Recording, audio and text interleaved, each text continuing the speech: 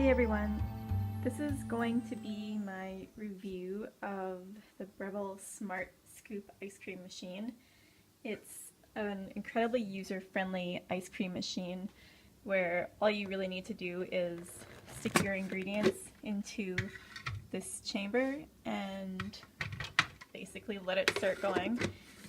Excuse me for my purple hands, I just put henna in my hair and I forgot to put gloves on, so if you're wondering why my hands are blue. So this ice cream machine is really great. It's all digital here, as you can see.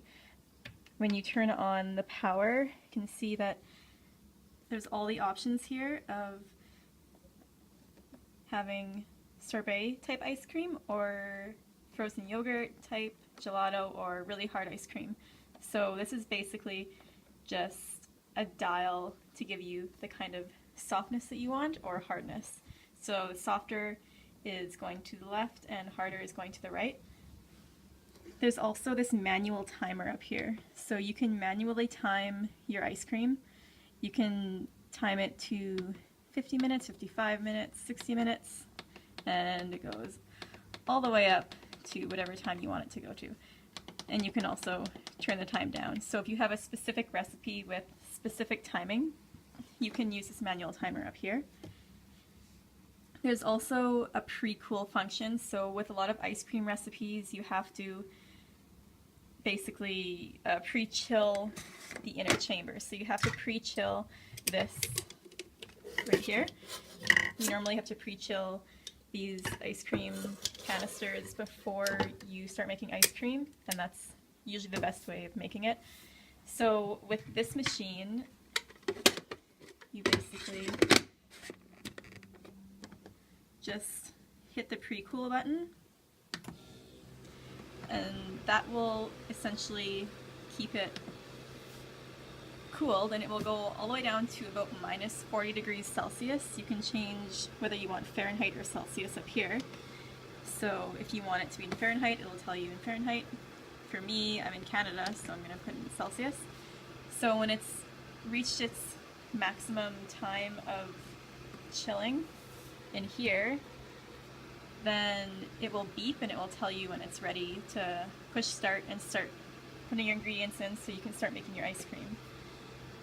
So while that's pre-cooling, I'm just going to keep going through some of this because I'm going to be putting my ice cream into there right away.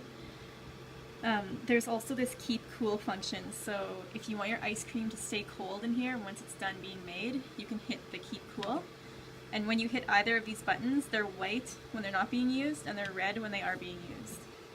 So the start, obviously once it's done pre-cooling, then you hit the start button, and depending on the hardness that you want, it will go for a certain amount of time, and then it will beep depending on whatever sound you want. And this is the part of the ice cream machine that I really like, because you can choose different sounds. So there's the basic ding, and then there's one that's a little bit quieter, so that's a little bit softer of a ding. And then there's no noise option, and then there's three little ice cream truck kind of sounds as if you were to hear them in an ice cream truck, which I find really cute.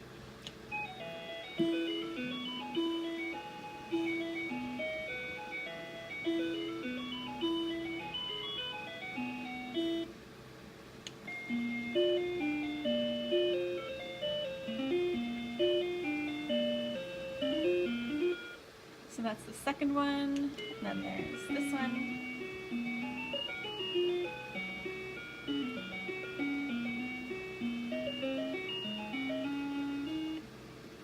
Alright, so there's those three different kind of tunes that you can pick from. I'm gonna pick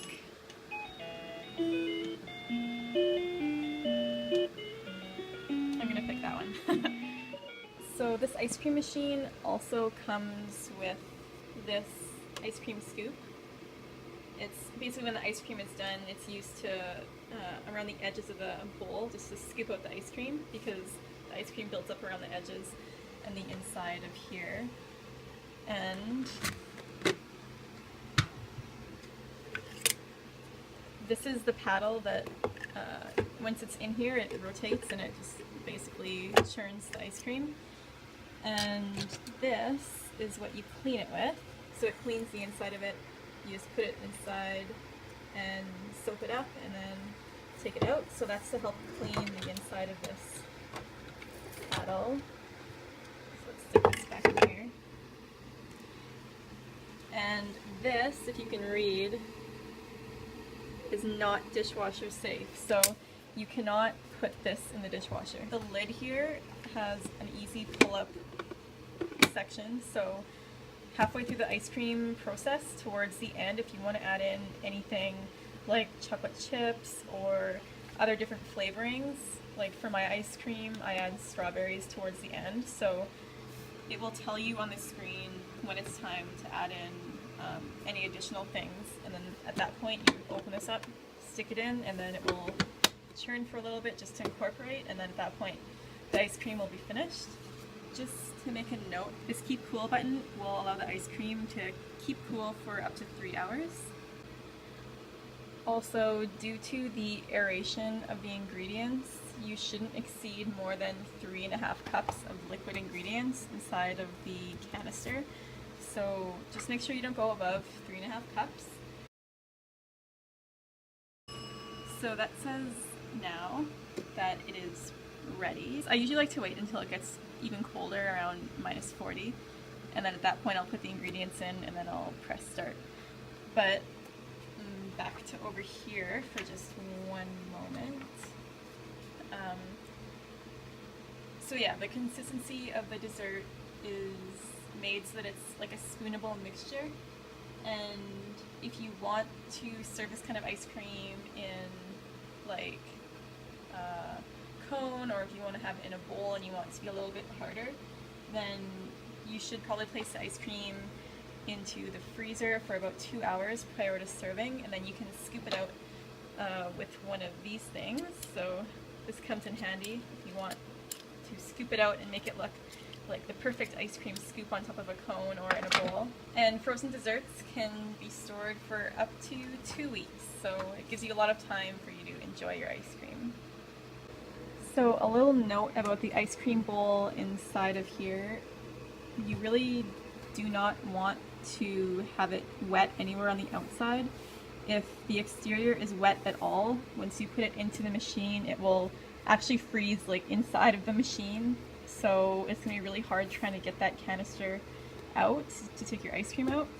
So you would really have to just let this unthaw to get the bowl out, and you don't really want to do that because you want to get the ice cream out of there, and it's easier to get out when it's not in the machine. So just so you know, make sure that this canister is completely dry before you do anything with it.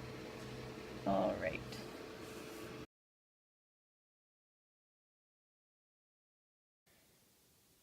So for this recipe, you're going to need some tapioca starch or tapioca flour.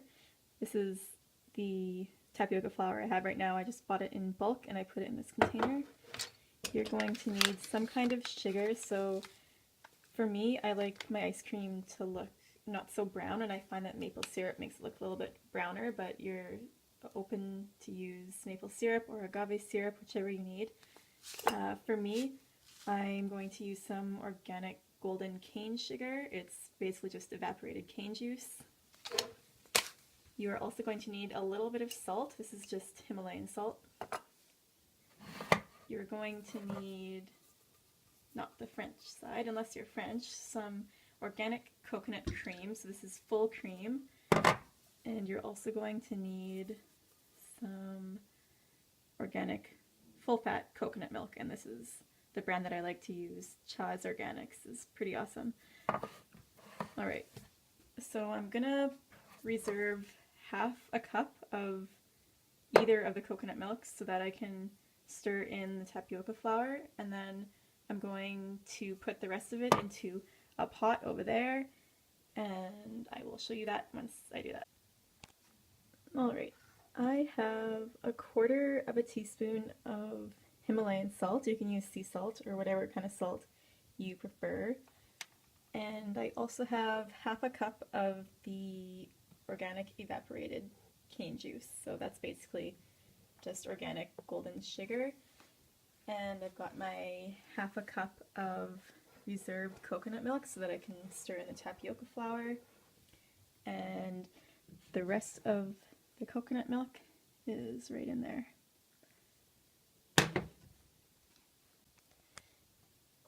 So to the coconut milk, you want to add the sugar, and you're also going to want to add the salt. And then just put the oven on about 6 or medium and let that sit in there, and then you're going to want to keep an eye on it. You don't want this to burn, but you're also going to want to continuously stir it with a whisk. So here's my tablespoon. Put it into the coconut milk, and then just start stirring that up.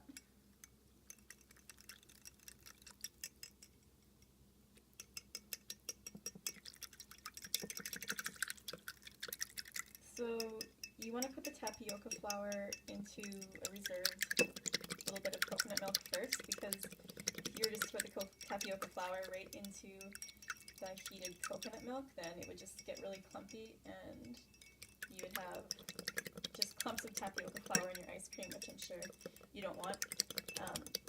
You don't have to add tapioca flour to your ice cream. You could just make the ice cream by putting the coconut milk straight into the machine, but I personally prefer the little bit creamier texture of the tapioca flour. It makes the ice cream more creamy than if you were to just not add the tapioca flour, so it kind of makes it a little bit thicker and gives it a little bit better texture.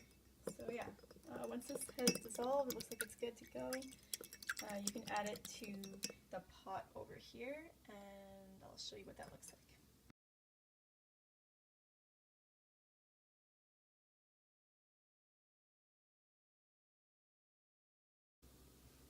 Okay, so in goes the tapioca and coconut mixture. And now you're going to want to continuously stir for 6 to 8 minutes. You're going to want to keep the temperature at about 6 or medium, and you just continuously stir this. You don't want it to come to a boil, and eventually it should just coat, if you take a wooden spoon, it should coat the back of the spoon, so when you take it out, it should coat it with tapioca flour. It's a little bit more clear of a coat, whereas if you use cornstarch, it's a little bit thicker. So that's that, and I'll just keep stirring this for about 6 to 8 minutes, and then I'll be back to show you what that spoon test looks like. Okay, so I just took this off of the heat after about 6 to 8 minutes, and it's a little bit thicker, and you can see how it kind of coats the back of the spoon there. With tapioca starch, it doesn't do it like a complete coat, but it's more of a clear coat. If you let the spoon sit out over here, and then it's a little bit, it's like really thick, like that's kind of what you're looking for. But about 6 to 8 minutes is good. That's pretty much tried and tested on my behalf with tapioca flour. So once this has finished boiling, you're just going to want to put it into a bowl that fits the amount of liquid.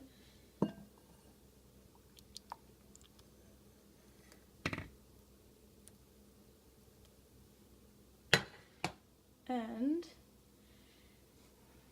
let this sit on your countertop for at least a couple hours until it's cooled down quite a bit, and then you're going to want to put some saran wrap on top and then press the saran wrap down onto the top of the liquid so that a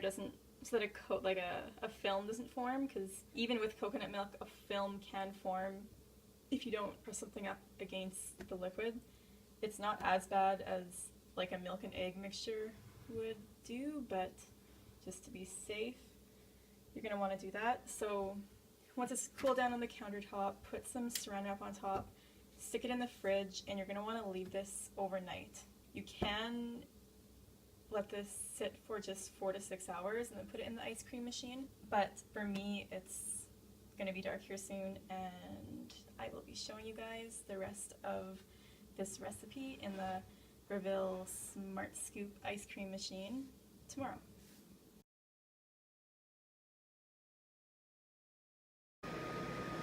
Alright, so this is the stuff that I made yesterday. I just took off that layer of the thick coconut hardened substance on top.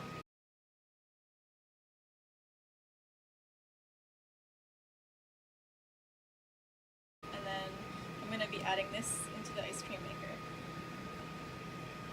So it's around 39 degrees as a pre-cool, and then it says ready and press start. So I'm just going to lift up the lid and then pour this right in.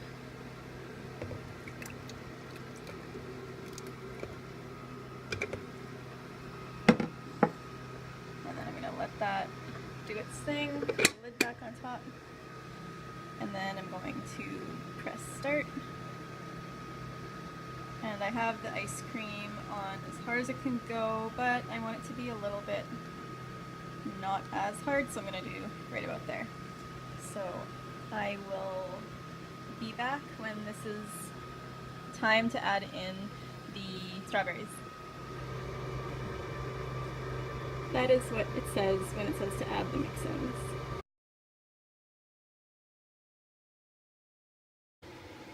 So I'm going to add these strawberries in, which I crushed with a fork, and I like to use frozen ones because when they melt, they create kind of like a softer berry. So I'm just going to add them in right now.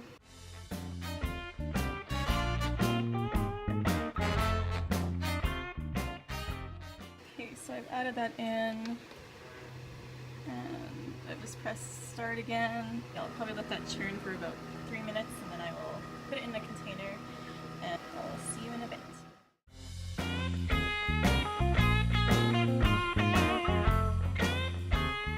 So I pre-chilled my container just so that the mixture doesn't warm up too much when going from the machine to here to prevent ice crystals from forming. So I'm going to take this out of here. I'm going to press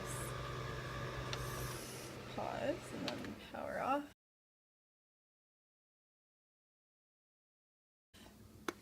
And then here is just the unlock. And to take this out, you just grab the little handle here.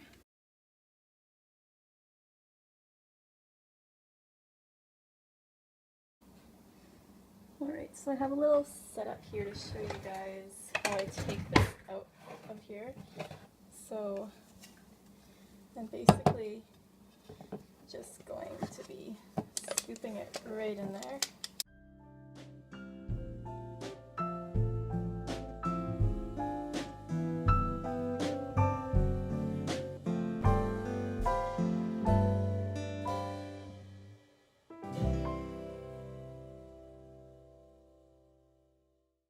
Alright, so I've got the ice cream in here, and now I'm just going to put the little snap lid on top, and you can, if you want, put cellophane on top and push it down to the bottom, but I'm going to skip that step because I'm just going to put it in the freezer for about an hour, and not many ice crystals will form in that time period.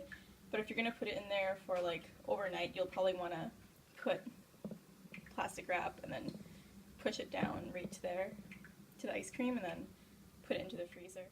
Alright, so the ice cream is officially ready. I'm gonna scoop some of it out.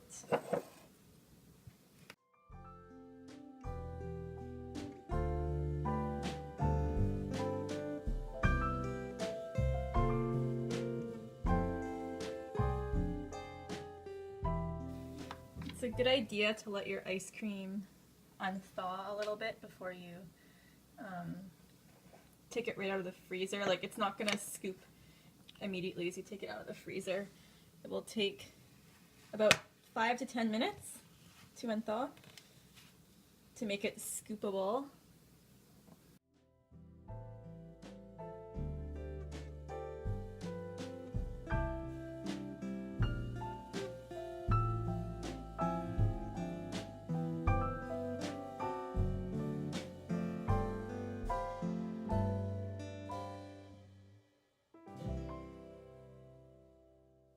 Alright, so just take a look at that. Isn't that awesome? It's like real strawberry ice cream but made with coconut milk instead. So yeah, that's basically what it looks like. It's real delicious, and I hope you guys enjoy this video. Please like and subscribe because I'll be posting more product reviews on here and other things. So yeah, I hope you guys like this video, and